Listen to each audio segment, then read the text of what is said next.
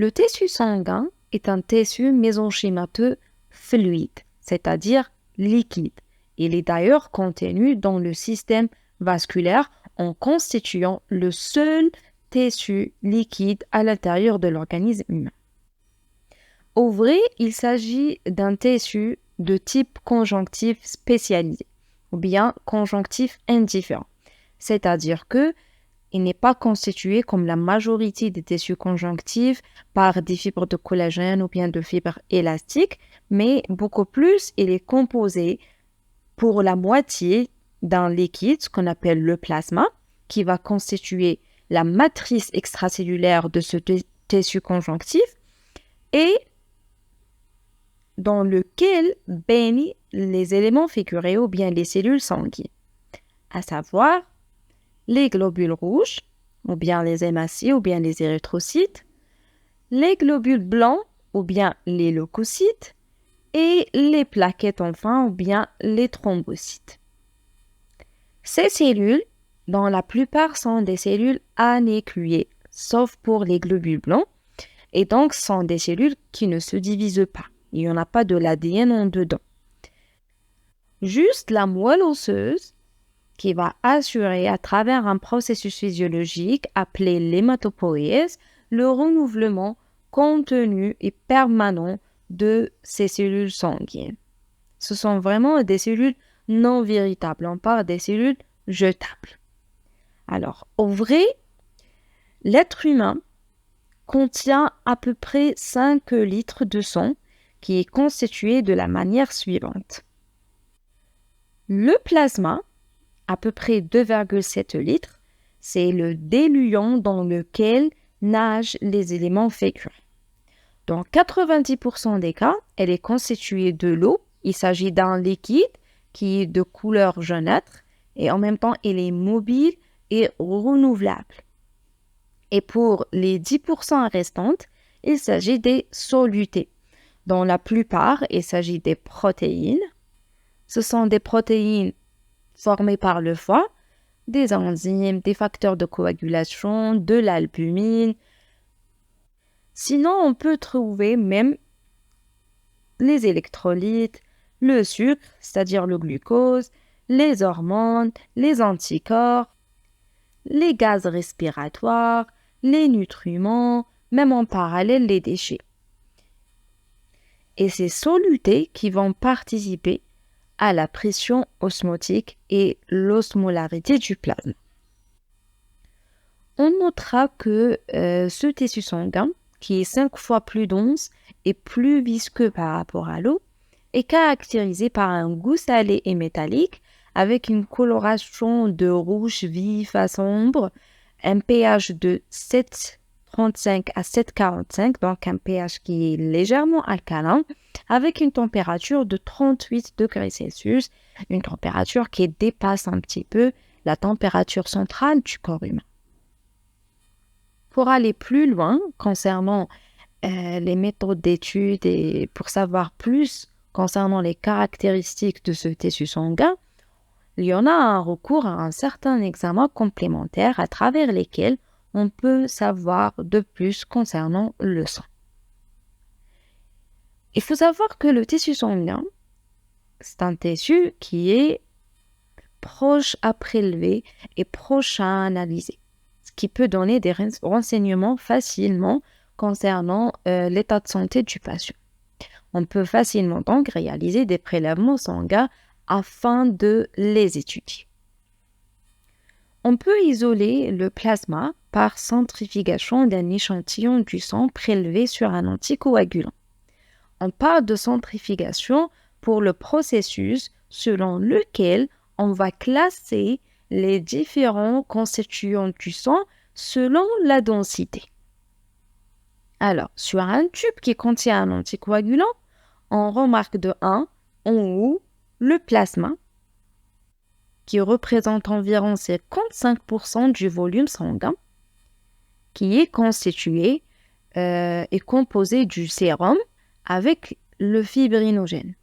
Le fibrinogène, c'est d'ailleurs à travers le fibrinogène qu'on a classé le tissu sanguin comme un tissu conjonctif. Il n'y a pas de fibres élastiques toujours et des fibres du collagène comme le reste des tissus conjonctifs. Et c'est la raison pour laquelle on a parlé d'un tissu conjonctif qui est indifférencié, qui est spécialisé.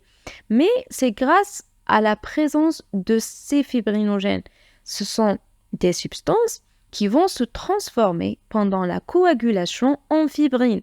Le fibrine à son tour vient d'entourer les cellules sanguines pour former un caillou qui vient d'assurer l'hémostase, c'est-à-dire de fermer le vaisseau déchiré, donc sans aucun risque des hémorragies.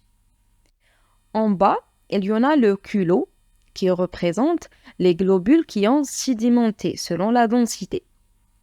Et on parle de l'hématocrite concernant le rapport entre le volume occupé par les globules, surtout les globules rouges, et le volume sanguin total.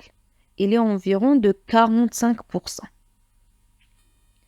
On reprend concernant le plasma. On a dit que le plasma il est composé du sérum avec la présence de fibrinogènes. Si on a réalisé notre prélèvement sanguin sur un tube qui ne contient pas de l'anticoagulant, c'est-à-dire quoi? C'est-à-dire qu'on laisse la coagulation à réaliser. C'est-à-dire on laisse la formation du caillou.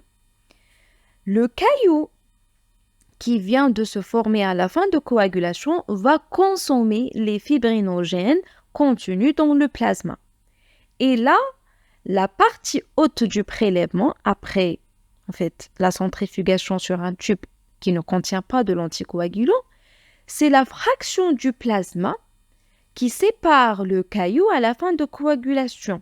Et on parle du sérum. Il contient de l'eau, des protéines, des lipides, des glucides, des sels, des électrolytes, mais il n'y en a pas du fibrinogène. Il y en a le tout concernant les solutés du plasma sans fibrinogène. Donc le sérum, c'est le plasma sanguin sans fibrinogène. C'est-à-dire, si on a réalisé un prélèvement sanguin, après ça, il y en a deux possibilités. Soit on va utiliser un tube avec un anticoagulant, soit un tube sans anticoagulant. Et on va réaliser la centrifugation dans l'état normal où le tube contient un anticoagulant. On remarque la classification des éléments du sang selon la densité. L'eau, c'est à peu près 55% du total. C'est le liquide, c'est le plasma qui contient le sérum avec les différentes constitutions, c'est-à-dire même le fibrinogène en dedans. En bas, qui va sédimenter en bas, c'est le culot globulaire que représente à peu près 45% de la totalité. On parle alors de l'hématocrite. Si le tube ne contient pas un anticoagulant, c'est-à-dire qu'il y aura place à la coagulation, à la formation du caillou sanguin, et c'est-à-dire à la consommation de fibrinogène, on va remarquer la présence d'une fraction du plasma qui se sépare du caillou à la fin de coagulation, qui contient de l'eau, des protéines, des lipides et tout, sans fibrinogène. Et on parle alors du sérum. Sinon, on peut réaliser un prélèvement sanguin sur un tube qui contient l'anticoagulant sans centrifugation. Et on peut faire une numération sanguine, ou bien ce qu'on appelle l'hémogramme, c'est-à-dire FNS, qui vient de mesurer la quantité des différentes cellules dans le sang par le millimètre cube. Les résultats normaux sont les suivants. De 4,5 jusqu'à 5 millions de cellules par millimètre cube pour la ligne érythrocytaire, c'est-à-dire pour les globules rouges. De 5000 jusqu'à 9000 cellules par millimètre cube du sang pour la ligne des globules blancs, des leucocytes. Pour les plaquettes, il y en a de 150 000 jusqu'à 4000 plaquettes par millimètre cube du sang. L'hémoglobine, de la valeur de 12 à 16 grammes par décilitre chez la femme, et 13 à 17 grammes par décilitre chez l'homme. La valeur, elle est un petit peu élevée chez l'homme parce qu'il y en a trop de testostérone chez l'homme. C'est un facteur qui favorise de plus la formation de l'hémoglobine.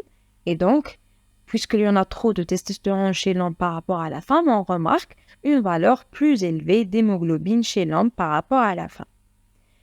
Sinon, l'hémogramme peut nous renseigner sur l'hématocrite, sur les indices érythrocytaires, ce qu'on appelle les indices érythrocytaires comme le VGM, CCMH et tout.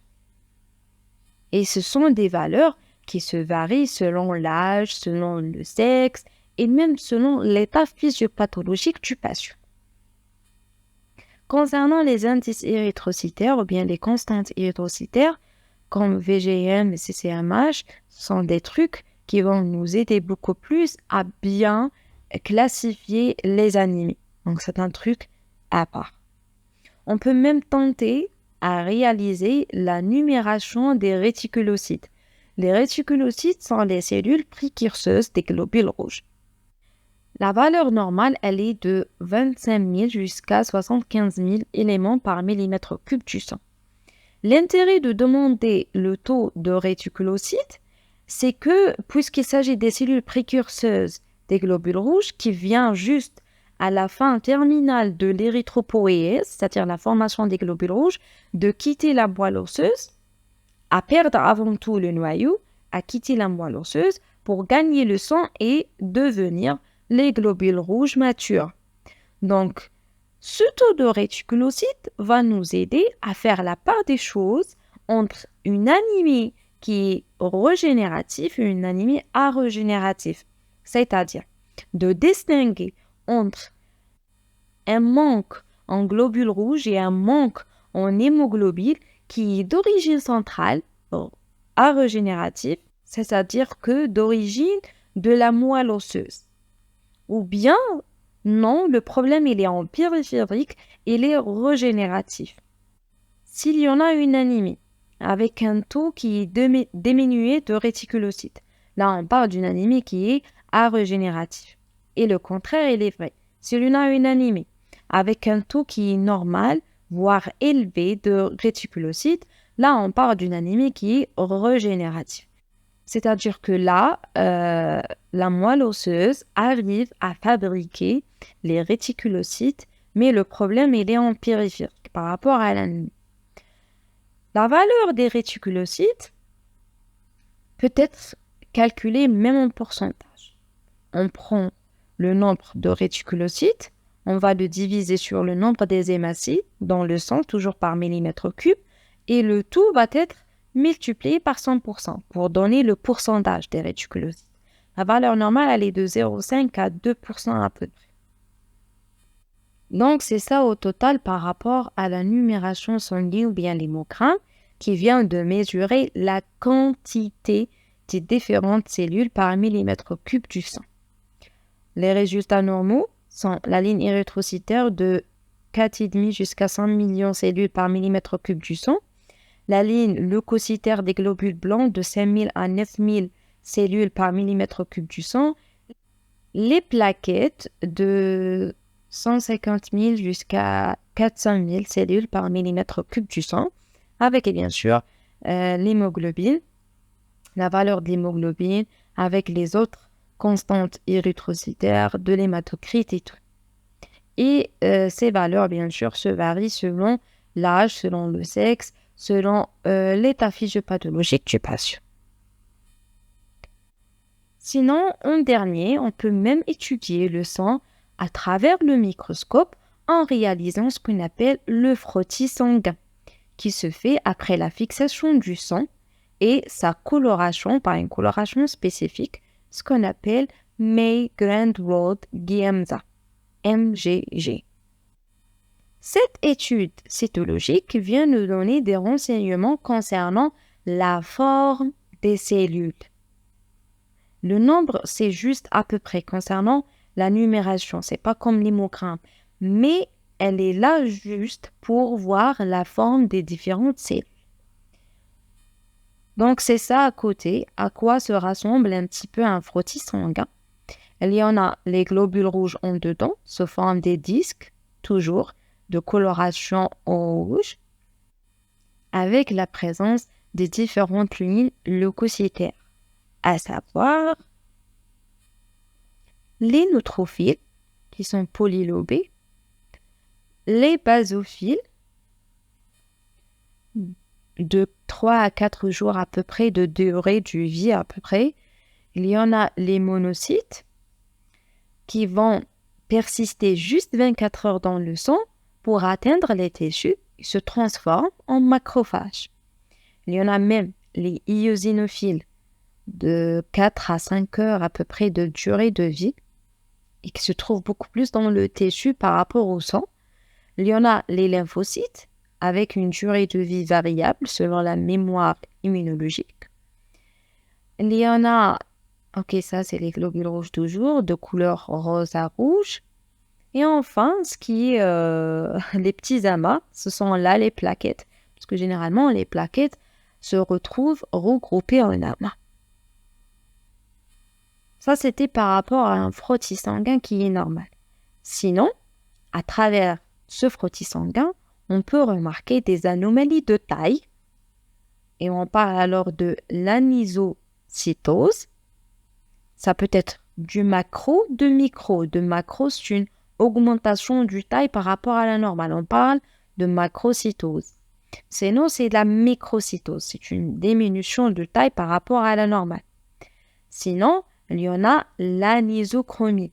C'est une anomalie de coloration des cellules, soit en hyper, soit en hypo. Hyperchromie, hypochromie. Sinon, il y en a les anomalies de forme, ce qu'on appelle les poikilocytoses. Donc, c'est ça par rapport au frottis sanguin. C'est pour savoir la forme des différentes cellules. Et donc, ce qui va nous aider à déceler les différentes anomalies de forme, de coloration et de taille. Donc, au total, pour les méthodes d'étude de tissu sanguin, on peut tenter à faire de la centrifugation, de faire classer les différents constituants du sang selon la densité, et ça va se varier selon l'utilisation ou pas de l'anticoagulant, et ce qui va nous aider même à savoir la quantité du plasma, de l'hématocrite et tout. Sinon, on peut tenter à faire une émulation sanguine, du FNS, de l'hémogramme, pour savoir la quantité des différentes cellules à l'intérieur. Et enfin, on peut même voir la forme des différentes cellules à l'intérieur à travers l'examen cytologique en réalisant le frottis sanguin. Toujours pour plus de détails, voyons maintenant les différentes lignes cellulaires. La première, c'est la ligne érythrocytaire, c'est-à-dire la ligne des globules rouges. Alors, pour la ligne érythrocytaire, elle désigne tous les éléments cellulaires rencontrés au cours de la formation du globule rouge ou bien de l'hématie ou bien de l'érythrocyte. Vraiment, à partir de la cellule souche au niveau de la moelle osseuse jusqu'à l'arrivée à la cellule mature, les hématies ou bien les érythrocytes ou bien les globules. Morphologiquement, l'examen à l'état frais sous la microscopie montre les hématies des cellules qui ont la forme d'un disque qui est biconcave, à peu près de 8 micromètres de diamètre. Et ce disque biconcave va apparaître sur un frottis sanguin coloré par le MGG en coloration qui est rose-rouge, c'est-à-dire légèrement acidophile, avec un centre qui est plus clair que la périphérie. C'est-à-dire que les hématies vont apparaître pâles au centre et rouges à la périphérie. Toujours microscopiquement, ces cellules vont apparaître anécluées, c'est-à-dire sans noyau. Il n'y en a pas du noyau, c'est-à-dire il n'y en a pas de l'ADN. Et donc, par conséquent, il n'y en a pas de division. Ce sont des cellules non véritables, jetables, c'est-à-dire renouvelables à chaque fois. Il n'y en a même pas en dedans de l'appareil de Golgi, de réticulum endoplasmique, même il n'y en a pas de lysosome, il n'y en a même pas de mitochondrie. Elle arrive à former de l'ATP nécessaire pour ces mécanismes et tout, par des mécanismes qui sont anaérobiques, sans utiliser même pas de l'oxygène qu'elle transporte. Et on parle alors des cellules qui sont transporteuses hautement efficaces. C'est vraiment un rendement à 100%. Elle n'arrive même pas à utiliser l'oxygène qu'elle transporte. Elle arrive à former de l'ATP à travers des mécanismes anaérobiques. Il n'y en a même pas de mitochondrie en dedans. Ce qui va nous ramener à voir cette cellule biochimiquement. L'analyse chimique des globules rouges a révélé que cette cellule est formée de deux constituants principaux. Il y en a de l'hémoglobine et il y en a du cytosquelette. L'hémoglobine, c'est le constituant principal. Les globules rouges, il s'agit d'un sac d'hémoglobine. C'est uniquement ça. C'est l'hémoglobine. C'est la protéine active dans le transport des gaz. Il s'agit d'un pigment rouge. D'ailleurs, c'est le responsable de la coloration rouge des globules rouges. Il est formé de l'assemblage de 4 molécules d'hème, c'est le pigment rouge, avec une protéine, ce qu'on appelle la globule. Donc, c'est de l'hème avec une protéine globule. Hémoglobine, l'hème et globine. L'hème, le pigment rouge, il s'agit des anneaux qui contient au centre un atome de fer. Ce fer va fixer l'oxygène d'une façon bien sûr réversible. Pour la globine, c'est une protéine et donc elle est constituée d'une chaîne polypeptidique. Exactement 4 chaînes polypeptidiques, 2 chaînes alpha et 2 chaînes bêta. D'une façon que chaque molécule d'hème, qui sont au nombre de 4, est liée à une chaîne polypeptidique. Donc au total, c'est ça, 4 chaînes d'hème. Chaque molécule d'hème est liée à une chaîne polypeptidique de la protéine de globine et l'anneau de l'hème au centre contient le fer qui vient de fixer l'oxygène. Donc l'hémoglobine, c'est la protéine active dans le transport des gaz. Et on parle de l'hémoglobine adulte, l'HbA. 2 chaînes alpha et 2 chaînes bêta avec 4 molécules d'hème. Il faut savoir qu'une seule molécule d'hémoglobine transporte 8 atomes d'oxygène parce que chaque molécule de fer va fixer l'oxygène O2. Donc, c'est deux atomes de l'oxygène. Au nombre de 4, 2 fois 4, c'est 8. Donc, une molécule d'hémoglobine transporte 8 atomes d'oxygène ou bien 4 molécules de O2.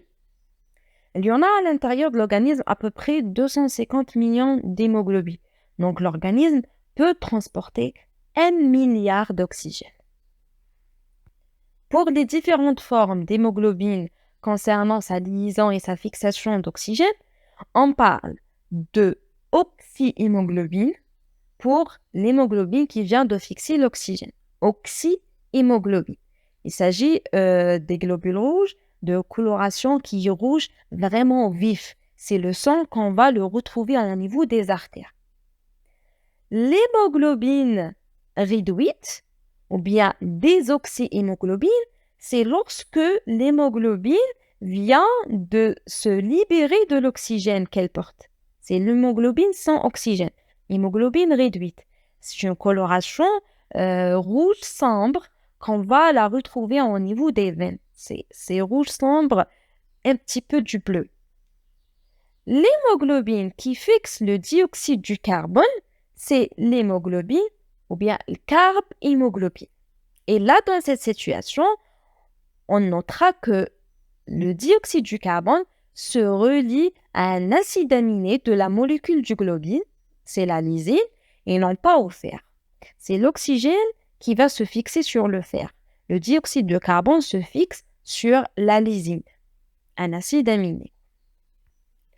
Pour le cytosquelette des globules rouges, c'est le cytosquelette qui vient de se lier à la face interne de la membrane plasmique. Il est formé principalement de protéines, dont la principale, c'est la spectrine.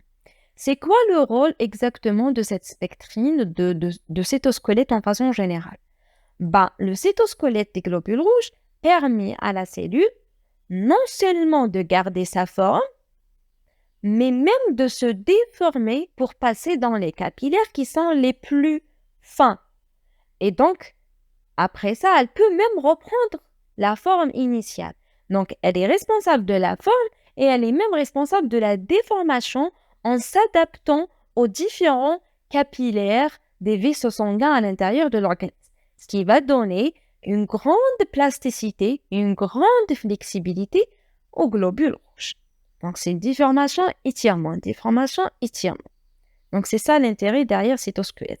Donc, c'est ça au total chimiquement concernant la constitution des globules rouges. C'est de l'hémoglobine, la protéine active du transport des gaz, et cytosquelette responsable de la forme et même de la déformation de la cellule, avec bien sûr les os et les ions à l'intérieur de la cellule. Donc, au total, c'est ça. En conclusion, l'hémacée, c'est une cellule qui est anécluée, dont le cytoplasme contient de l'hémoglobine, de l'eau, des ions, et c'est une cellule qui est douée d'une grande plasticité, déformation et étirement. On notera que, mis à part le rôle respiratoire des globules rouges, c'est-à-dire le transport de l'oxygène aux différents tissus de l'organisme, ce sont des cellules qui vont participer dans la viscosité sanguine, ça c'est de 1, c'est-à-dire par l'hématocrite. Le nombre augmenté des globules rouges va faire augmenter la viscosité du sang et donc la circulation va se ralentir en conséquence. Et le contraire, il est vrai. La diminution des globules rouges va faire diminuer la viscosité du sang, ce qui va faire, ou bien ce qui va rendre la circulation plus rapide. Avec bien sûr un état d'hypoxémie, diminution du taux d'oxygène. Donc c'est de 1 la viscosité par l'hématocrite, et même elle peut participer dans la régulation et l'équilibre acido-basique grâce à la présence d'une enzyme en dedans, ce qu'on appelle l'anhydrase carbonique. Et même un autre rôle dans l'osmolarité du plasme. Vu que ces globules rouges sont des cellules jetables, non véritables, qui nécessitent à chaque fois d'être renouvelées, donc il y en a un intérêt pour savoir la destruction des globules rouges, le mécanisme, comment on arrive à faire la destruction des globules rouges, comment on arrive à se débarrasser des globules rouges mortes. Et bien sûr, c'est-à-dire en total, c'est la destinée des globules rouges. Il faut savoir que ces globules rouges, fabriqués déjà par la moelle osseuse, vont circuler dans le sang pour livrer à l'organisme l'oxygène qui vient de la respiration et bien sûr va libérer le dioxyde du carbone éliminé par les cellules du corps. Et puisqu'il s'agit des cellules anécluées, elles vont être éliminées. Après à peu près 100 à 120 jours de la synthèse des globules rouges, c'est ça d'ailleurs la demi-de-vie des globules rouges, 100 à 120 jours, leur membrane, avec bien sûr l'hémoglobine en dedans, se fragilise et là c'est le moment de faire la destruction des globules rouges. Le phénomène de destruction des globules rouges est basé sur la phagocytose qui se fait par les macrophages, surtout au niveau de la rate. Donc les macrophages vont réaliser la phagocytose des globules rouges et après ça, lorsqu'on parle de la phagocytose, c'est-à-dire que c'est la fragmentation. On va diviser la cellule en plusieurs constitutions. De 1, on va récupérer le fer, déjà en dedans, pour le stocker, pour la réutilisation. La même chose avec la globine, il s'agit d'une protéine. On va réaliser la fragmentation et la dégradation en acides aminés, en urée, pour la réutilisation toujours. Et pour l'hème, non, on va se débarrasser de l'hème. L'hème va être directement destiné au foie. Au niveau du foie, après la captation hépatique de l'hème, elle va le dégrader via des enzymes bien sûr, en un pigment jaune, ce qu'on appelle la bilirubine. La bilirubine, ce pigment jaune, va être responsable de la coloration des urines et des selles à l'intérieur de l'organisme. Il va être transformé en urobilinogène qui va donner la coloration jaune des urines et une partie va être transformée en stercobiline qui va être responsable de la coloration marron des selles. Donc, c'est ça au total. 1, c'est l'arrivée à la fin après 100-120 jours. 2, c'est la phagocytose par les macrophages. 3, c'est la fragmentation en fer, globine et lemme. Le fer va être récupéré, la même chose pour la globine. Et enfin, l'hème va être dégradé en bilirubine qui va être responsable de la coloration des urines et la coloration des selles. La ligne plaquettaire, pareil par rapport à la ligne érythrocytaire, elle va désigner tous les éléments cellulaires rencontrés au cours de la formation des plaquettes ou bien les thrombocytes. Alors, ces plaquettes sont des éléments sanguins qui sont toujours anucléés et qui vont jouer un rôle majeur et essentiel pour arrêter le saignement, c'est-à-dire les phénomènes d'hémostase et provoquer alors la coagulation. C'est-à-dire quoi? C'est-à-dire que grâce aux plaquettes, qu'on arrive principalement à boucher les trous et les brèches lors des fuites, et c'est-à-dire au niveau des vaisseaux qui sont déchirés, ce qui permet alors au sang de se coaguler. Morphologiquement, toujours à la microscopie, l'examen à l'état frais montre que les plaquettes ont une forme qui est lenticulaire et sont généralement des cellules qui sont regroupées en amas. Ce sont des fragments cellulaires anéclués. Ces cellules, à l'intérieur, sont juste des fragmentations cytoplasmiques. Il n'y en a pas du noyau. À l'intérieur, on trouve des granulations. Sur un frottis sanguin, toujours coloré au MGG, on va distinguer deux régions. Il y en a une région périphérique, des cellules, qui est homogène. Il n'y en a pas trop de granulation dans cette région périphérique, elle est basophile et on parle alors de hyalomère. En revanche, la région centrale, elle est granuleuse, elle est riche en granulation. Elle est faite de granulation et on parle alors du granulomère. Ces granulations correspondent à l'ATP, l'ADP, la sérotonine, le glycogène. Il y en a des enzymes en dedans, comme par exemple la thrombostinine, c'est une protéine contractile. Même pour la sérotonine, c'est une substance vasoactive. Donc, ces substances-là à l'intérieur vont jouer un rôle capital dans l'hémostase, c'est-à-dire dans l'arrêt de saignement et la formation du clou plaquettaire, du caillou. La durée de vie, elle est à peu près 3 à 5 jours, le maximum. Au maximum, c'est 10 jours. 3 à 5 jours jusqu'à le max 10 jours de vie. Pour les granulations, il y en a même en dedans de PDGF, c'est le facteur de croissance dérivé de plaquettes. C'est Plaquette Derivative Growth Factor, qui est toujours nécessaire pour le processus de l'hémostase et la coagulation. C'est-à-dire, en dedans, concernant les granulations, il y en a des substances chimiques qui sont actives, nécessaires au processus. Ça, c'est de 1. Pour le processus, ça nécessite même la présence des mitochondries nécessaires à l'ATP. Et enfin, le cytosquelette qui va jouer même un rôle important pendant la formation du caillou. Pourquoi? Parce que le cytosquelette, il est riche en microfilaments, en microtubules, ce qui donne à l'hyalomère, la partie dépourvue de granulation, la capacité de donner des expansions, de donner des prolongements au moment de l'activation du plaquette. Donc, c'est ça au total par rapport à la ligne plaquettaire. Les plaquettes sont des fragments cytoplasmiques anéclués toujours. Et ces cellules vont assurer l'hémostase et la coagulation, c'est-à-dire ça va nous aider à arrêter le saignement. Et pour la réalisation de cette coagulation, ça nécessite la présence de l'énergie, donc des mitochondries.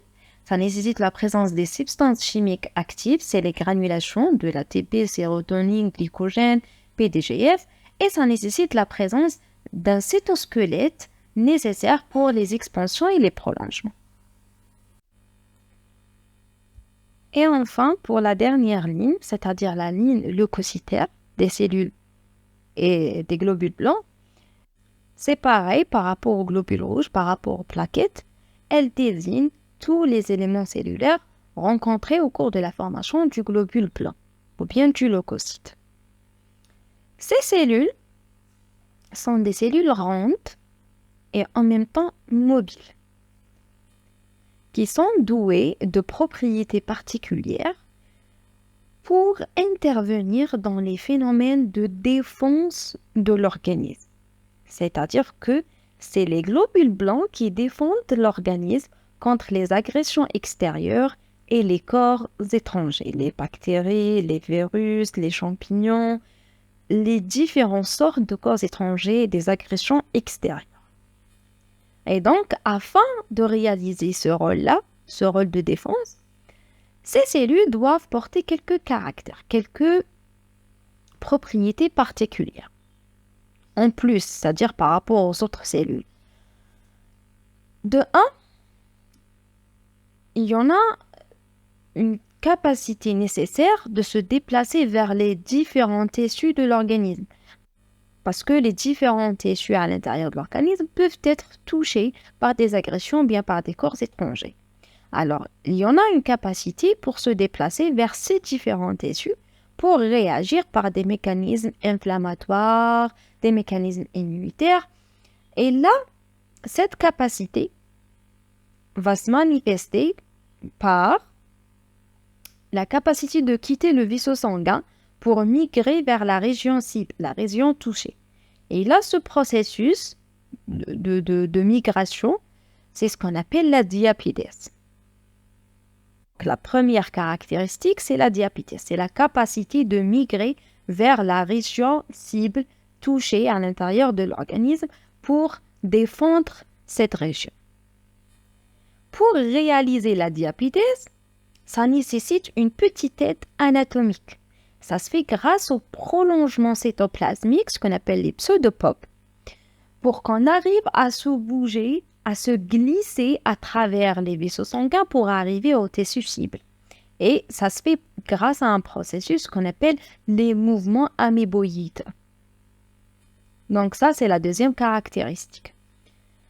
La troisième des choses, c'est que à l'état normal, ces cellules, le nombre de ces cellules, il est petit, il est insuffisant au moment d'attaque par rapport aux autres cellules.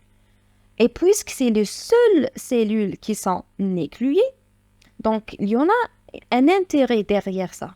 Parce que pour donner une certaine capacité d'augmenter le nombre en quelques heures vraiment, pour donner un état d'hyperleucocytose qui dépasse les 11 000 éléments par millimètre cube, pour donner une réponse suffisante par rapport à l'agression, pour bien brosser le champ de bataille. Et le processus avec lequel elle phagocyte et elle provoque la destruction des ennemis, parce que en fait les globules blancs sont des mangeurs des microbes. On parle des phagocytes, des cellules phagocytes, qui arrivent à manger et à faire la destruction du corps étranger ou bien du microbe.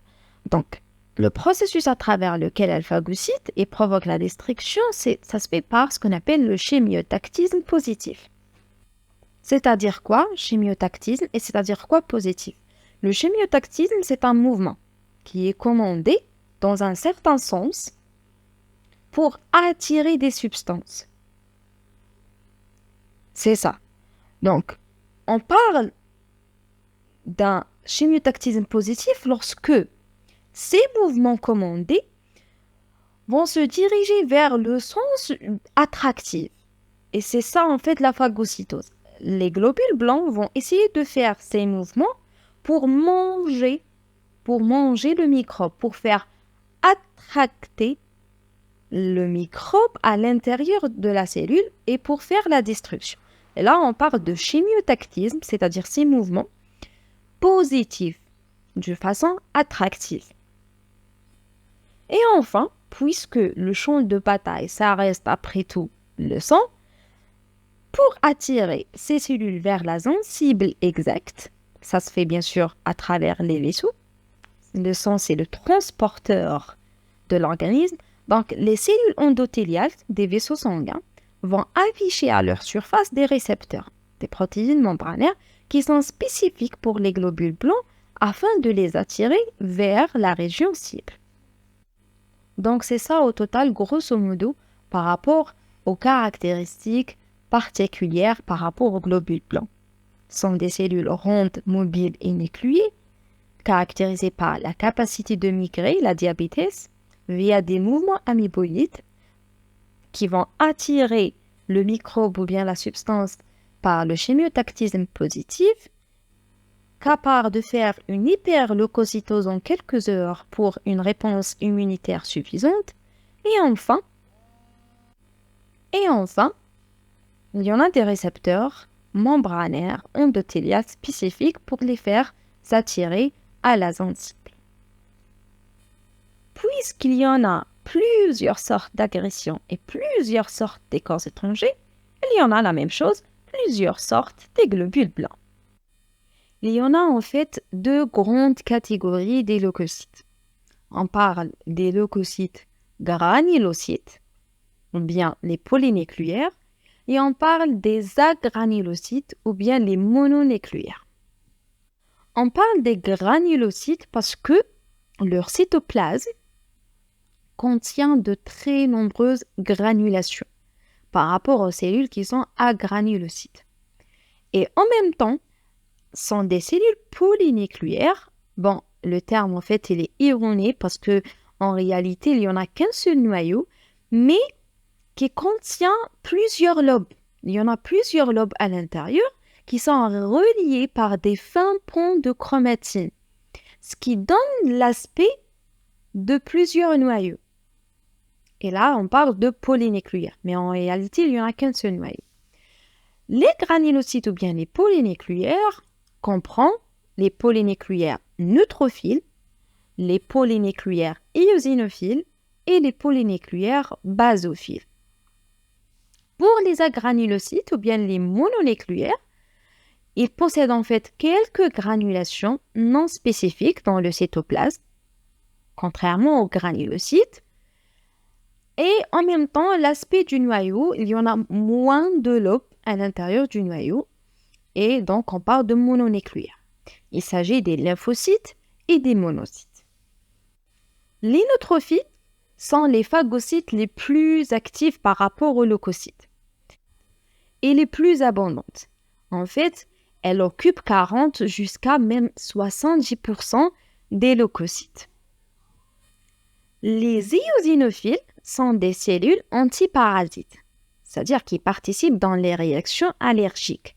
Et du coup, dans l'état normal, sont des cellules moins abondantes. Ça occupe 1 à 4% de la totalité des leucocytes, mais sont des cellules qui peuvent augmenter quand même leur nombre dans les réactions allergiques et les réactions antiparasitaires. Pareil par rapport aux basophiles, sont des cellules peu abondantes, 1% le maximum de la ligne leucocytaire, mais toujours, il y en a la capacité d'augmenter le nombre. Ce sont des cellules qui contiennent du histamine, une substance vasodilatatrice, c'est-à-dire qui provoque la vasodilatation, l'augmentation du diamètre des vaisseaux, même ce qui va donner alors par conséquence la perméabilité capillaire, ce qui va augmenter la perméabilité capillaire. C'est une substance qui peut activer les cellules inflammatoires et provoquer même une bronchoconstriction, c'est-à-dire une diminution des diamètres des bronches respiratoires. Pour les agranulocytes, c'est-à-dire les lymphocytes et les monocytes, pour les monocytes, sont des cellules rares dans le sang. Ça persiste même pas 24 heures dans le sang parce que ce sont des cellules destinées directement au tissu pour se transformer en macrophages. Pour les lymphocytes, ce sont des cellules caractérisées d'une réponse immunitaire plus ou moins spécifique. Et ça occupe à peu près 20 jusqu'à 40% au total des leucocytes. Pour mémoriser ces leucocytes, On se souvient de la phrase suivante. Nature, le monde est beau. Nature, N, ça commence par N pour les neutrophiles, c'est les plus abondantes. Le monde est beau, L, c'est pour les lymphocytes. M, c'est pour les monocytes. E, eosinophiles. Et enfin, les moins abondantes, c'est pour basophiles. Nature, le monde est beau. Le tissu sanguin, c'est un tissu très important. Il est toujours là, proche à prélever, à analyser pour donner des renseignements sur la santé et l'état du patient. Ça reste le transporteur de système vasculaire.